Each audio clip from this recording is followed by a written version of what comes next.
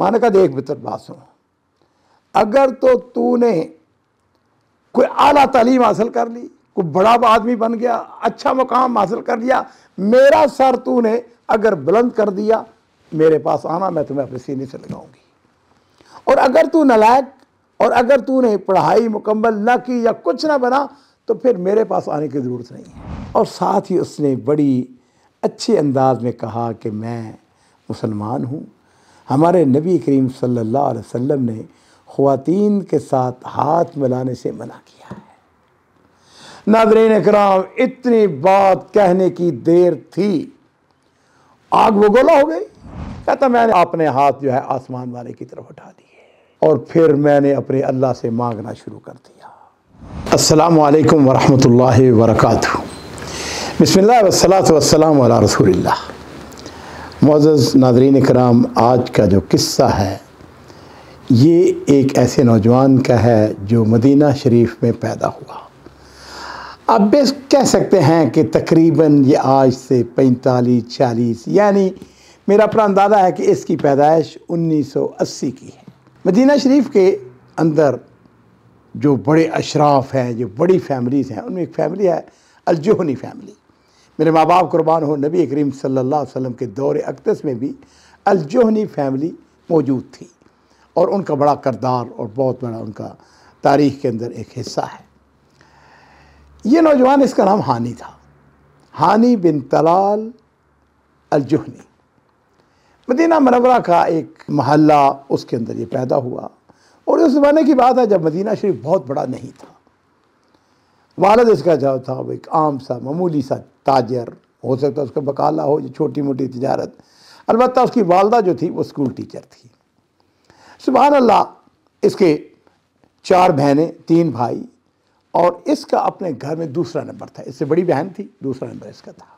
बदकिस्मती से किसी अच्छी सोसाइटी का शिकार नहीं हो बल्कि बुरी सोसाइटी, उसके अंदर से झूठ बोलना सीख लिया। झूठ बोलता था, घर वाले इससे नाराज़ थे।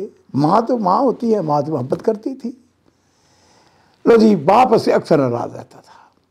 और अजीज़ों, ये मदीना शरीफ के अंदर पढ़ता रहा हत्ता कि इसने मैट्रिक कर लिया और अच्छे नंबरों में इसने मैट्रिक कर लिया। इसने रियाज़ के जामिया मलिक सऊद है, मलिक सऊद यूनिवर्सिटी, उसके अंदर उसने दाखिला भेज दिया।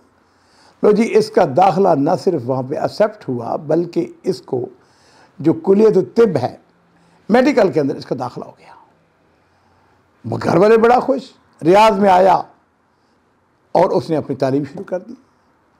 नाज़रीन इकराम, 1 साल तक हानी मदीना शरीफ अपने घर वापस नहीं गया। जब साल ख़त्म हुआ तो इसने पता क्या किया, ये क्या अपने डिपार्टमेंट में इसने कहा कि मैंने तालीम मुकम्मल नहीं करनी, मेरी फ़ाइल वापस कर दें। उन्होंने कहा कि ये क्या कर रहे हो? उसने कहा नहीं, बस मैंने नहीं पढ़ना। लो जी, इसने अपनी फ़ाइल निकलवाई और मदीना शरीफ वापस चला गया। घर वालों को जब पता चला, वालिद पहले इसे नाराज़ होता था, कम बोलता था इसके साथ। माँ ने इसको समझाया, उसने कहा नहीं, मैंने नहीं पढ़ना। लो जी, चंद दिन गुजरे, माँ के पास आ गया। हानी अपनी अम्मा के कहने लगा मैंने अमेरिका जाना है, मैंने वहाँ जाकर। माँ ने बड़ा समझाया और इसको चूँकि गवर्नमेंट की तरफ से वहाँ से इजाज़त, यानी वो इफ्ताह इसको कहते हैं, गवर्नमेंट की तरफ वजीफ़ा वो नहीं मिल सकता था। लेकिन इसने क्या किया, इसने विज़िट वीज़ा लिया।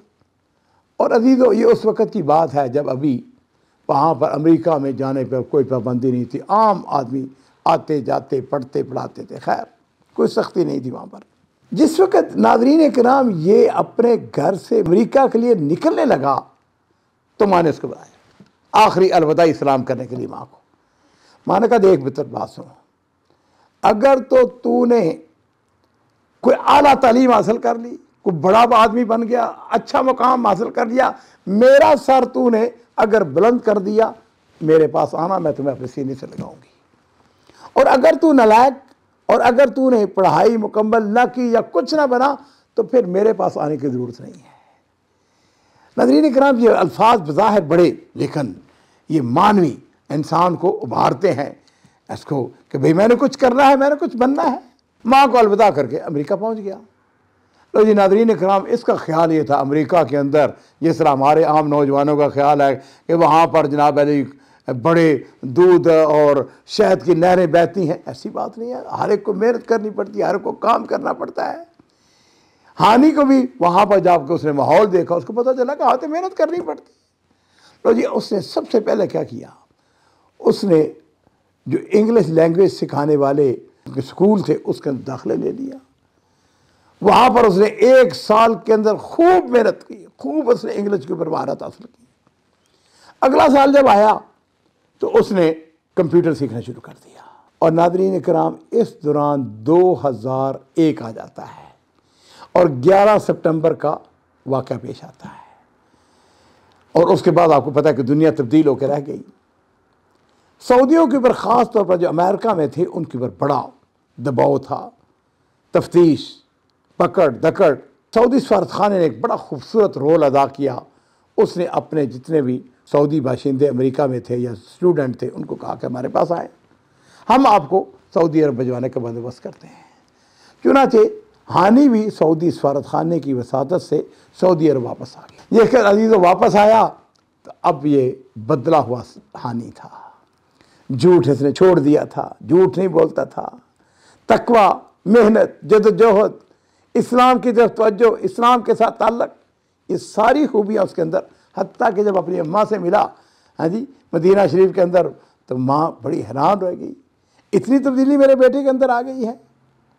ناظرین کرام، کہانی یہاں سے شروع ہوتی ہے، اور وہ یہ ہے کہ اس نے دوبارہ اپلائی کیا کہ مجھ کو میڈیکل میں داخلہ مل جائے، لیکن انہوں نے کہا نہیں، ریاض میں تو داخلہ نہیں ملے گا۔ البتہ اس وقت قصیم کے اندر نیا میڈیکل کالج کھل رہا تھا یا اسی سال کھلا تھا، بہرحال بآسانی اس کو وہاں پہ داخلہ مل گیا۔ اور ناظرین کرام، اس کا جو ڈپارٹمنٹ یا اس کی اسپیشلائزیشن یا اختصاص تھا وہ تھا برین نروس، برین کا جو ہے مخ، اعصاب، لو جی اس نے تعلیم حاصل کرنی شروع کر دی، اور وقت کا پتہ ہی نہیں چلا، 4 سال کے اندر اندر اس کی جب تعلیم مکمل ہوئی، مدینہ شریف گیا تو ایک دن اس کو ہیڈ آف دی ڈپارٹمنٹ جو تھا اس کا، مدیر الجامعہ، اس کا فون آ گیا۔ اس نے کہا بیٹے ہم نے دیکھا کہ تم نے بہت اچھے تمہارے نمبر آئے ہیں، تم یہاں کے آپ کو پڑھانا شروع کر دو، ہمیں آدمی نہیں مل رہے ہیں۔ لو جی یہ واپس قصیم آ جاتا ہے، یہاں پہ اس نے لیکچرارشپ لے لی، پڑھانا شروع کر دیا، اور اس دوران میں اس کو موقع ملتا ہے گورنمنٹ کی طرف سے، اس کو وظیفہ ملتا ہے کہ یہ فرانس کے اندر جا کر تعلیم حاصل کرے۔ فرانس میں پہنچ گیا۔ کہانی لمبی ہے لیکن اس کو میں بالکل شارٹ کٹ کر رہا ہوں۔ اور عزیزو، جس وقت وہاں پہ پہنچا تو مسلمانوں کے اوپر الزامات، مسلمانوں کے اوپر نگاہیں، عنصریت، لوگ ان کو متشدد، کوئی کچھ الفاظ ان کو، یہ بھی اس کا شکار ہوا۔ مسلمان تو تھا ہی، سعودی بھی تھا۔ ناظرین کرام، بڑا پریشان، اس نے کہا کہ بھائی یہاں تو گزارا نہیں ہو رہا، جتنے فرانس کے لوگ ہیں وہ مجھے اچھی نگاہ سے نہیں دیکھتے ہیں۔ اس کو پتہ چلا کہ ایک اور کالج ہے جس کے اندر ایک لیبنیز ہے اور وہ اچھی پوزیشن پہ ہے، پروفیسر ہے۔ ناظرین اکرام، بھی وہاں پر چلا گیا، ٹرانسفر اس نے وہاں پہ کرا لی۔ جس وقت وہاں پر گیا، اس لیبنیز نے کہا کہ میرے ساتھ عربی میں بات کرو۔ عربی میں گفتگو شروع کی، اس نے بڑی عزت کی، تھا تو وہ کرسچن، لیکن بہرحال چونکہ وہ بھی عربی تھا یہ بھی عربی تھا، اس نے اس کے ساتھ اچھا سلوک کیا۔ اگلے دن اس لیبنیز جو پروفیسر تھا اس نے کہا دیکھو بات سنو، ہمارا ایک پروٹوکول ہے، اور وہ یہ ہے کہ ہمارا جو ہیڈ آف دی ڈپارٹمنٹ جو ہماری ہے نا، جس کو کہتے ہیں پورے یونیورسٹی کی وائس چانسلر، وہ ایک خاتون ہے، ڈاکٹر ہے، تم اس کو جا کے ملو، اپنا تعارف کراؤ۔ اس کو کوئی بات نہیں۔ لو جی اس کے پاس چلا گیا۔ اب جس وقت اس نے جا کے اپنا تعارف کرایا، میں فلاں فلاں ہوں اور میں آپ کے کالج میں پڑھنے کے لیے آیا ہوں، تو وہ جو وائس چانسلر تھی اس نے اپنا ہاتھ اس کے سامنے آگے بڑھایا سلام کے لیے۔ اب اس نے بڑے ہی احترام کے ساتھ اپنے ہاتھ کو پیچھے کر لیا، اور ساتھ ہی اس نے بڑی اچھے انداز میں کہا کہ میں مسلمان ہوں، ہمارے نبی کریم صلی اللہ علیہ وسلم نے خواتین کے ساتھ ہاتھ ملانے سے منع کیا ہے۔ ناظرین اکرام، اتنی بات کہنے کی دیر تھی، آگ بگولا ہو گئی۔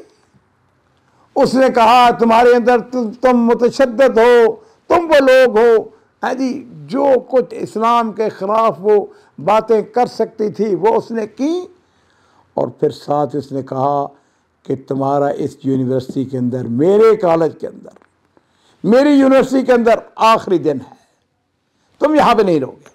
وہ فریاد لے کر جس وقت اپنے وہ لیبنیز پروفیسر کے پاس گیا تو اس نے بھی کہا سوری، میرے پاس تعلیمات آ چکی ہیں، آپ کا یہ آخری دن ہے یہاں پہ، آپ واپس جہاں سے آئے ہیں پیرس سے واپس وہاں واپس چلے جاؤ۔